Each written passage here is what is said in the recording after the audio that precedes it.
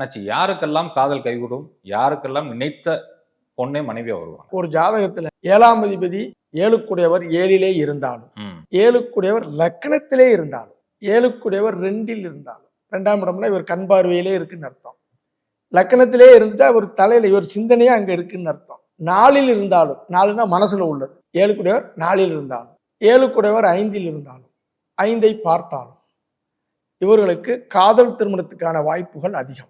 7ஆம் இடத்திற்கு 5க்குடையவனும் 7க்குடையவனும் தொடர்பு, காதல் திருமணங்கள் வருகிறது. 5ஆம் இடத்திற்கு 7, 5 தொடர்பும் காதல் திருமணங்கள் வருகிறது.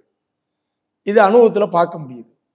இப்போ உதாரணத்துக்கு கன்னியாலக்கண ஜாதகம் 7க்குடைய குரு 4ஆம் இடத்துல இருந்தா மனசுக்கு பிடிச்ச கலத்திரம், உள்ளூர்ல பக்கத்துல. அதே மாதிரி 2க்குடையவரும் 7க்குடையவரும் சேர்ந்து இருந்தாலும் மனதுக்கு பிடித்த கலத்திரம். லக்னாதிபதியும் 7ஆம் அதிபதியும் சேர்ந்திருந்து ஒருவரை ஒருவர் பார்த்து கொண்டாலும் அறிமுகமான கலத்திரம், தெரிந்த கலத்திரம்னு சொல்லலாம். ரொம்ப நன்றி அண்ணாச்சி, சுகமே சொல்லுங்க.